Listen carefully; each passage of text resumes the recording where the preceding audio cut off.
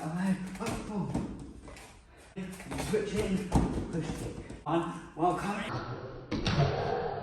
In this video, I'm going to go through 5 different types of push kicks you can do just off your front leg. So the first type we're going to go through. Now, admittedly, this one works mainly better when you've got a pressure fighter and your opponent's coming towards you.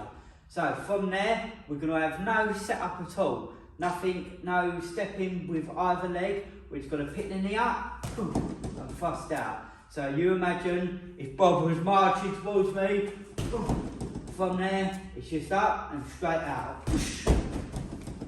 Again, with a lot of these kicks, I can always go to the leg with it, or if I'm really agile, I can come up to the face.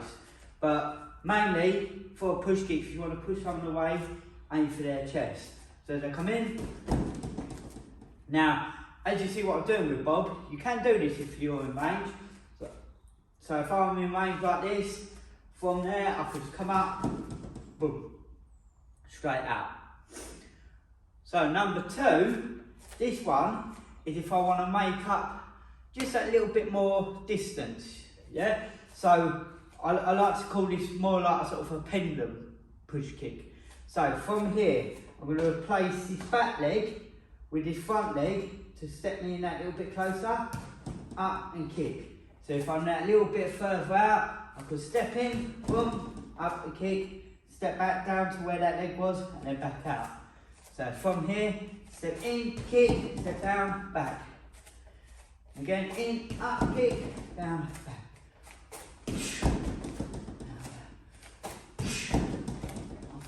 So this one you can do just to make up that little bit more distance to be able to get to your opponent rather than always waiting them to come in towards you. But even if they are coming in towards you, you can still meet them, boom, little shuffle of the step to get your foot in right, up and back down.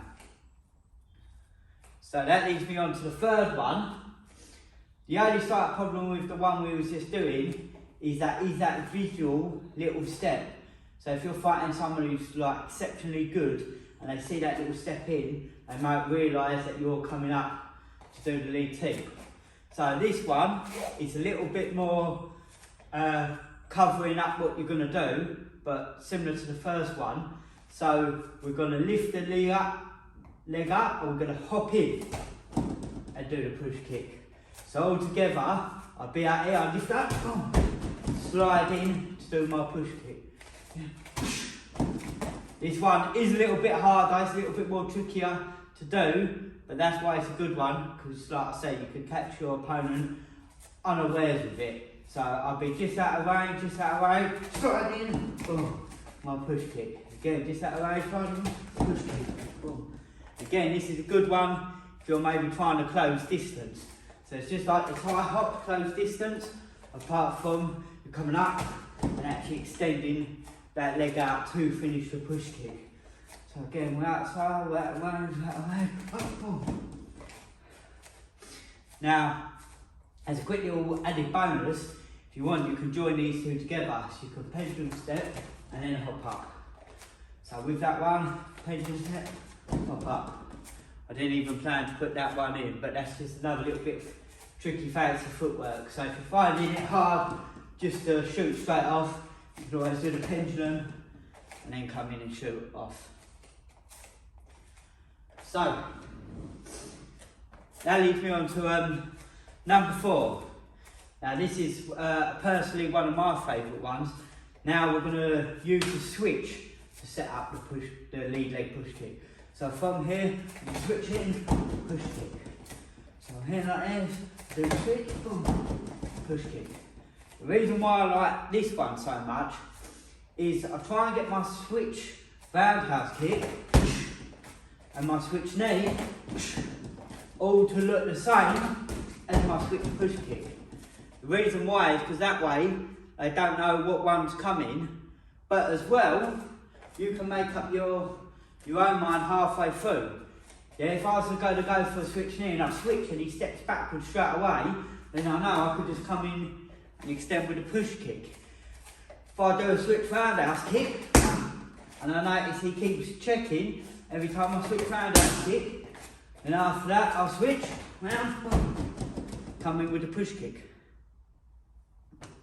Again, you could cover the distance with this one.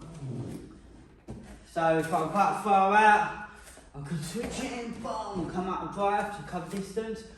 Or believe it or not, you can do this one quite close. Switch, boom, in very close. Look, I'm almost in punching mate, and I can switch and drive back. Yeah, people forget that, sometimes you can switch and move back.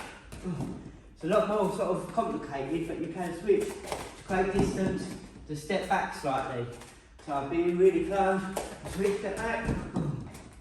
Might that one up a little bit, but I'm in nice and close. Switch, boom, step back. Again, it's a bit more fancier footwork, but it's definitely worth trying, yeah? So I can switch knee, boom, or I can disguise it with a switch, push kick, to really hurt your opponent and drive them back. Now that leads me on to the last one, which is probably the most powerfulest one of the push kicks we just done, and you can cover most distance. And this one you can come up off a fake, so I could fake rather a knee around, let's kick off this one, and do a scissor push kick. Again, I could have loads of distance with this and do more of a jumping one, while coming in, just using the scissor to get my leg up.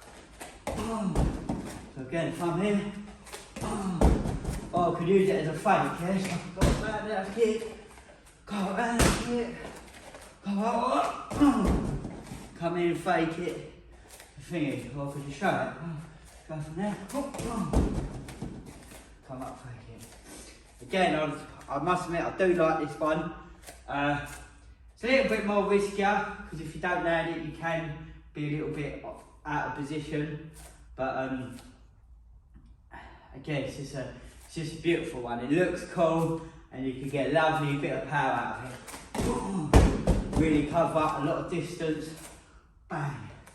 Drive that push kick into your opponent. If you want to know the difference between a push kick and a smack kick, then check out this video over here, where I'll show you the difference between the two.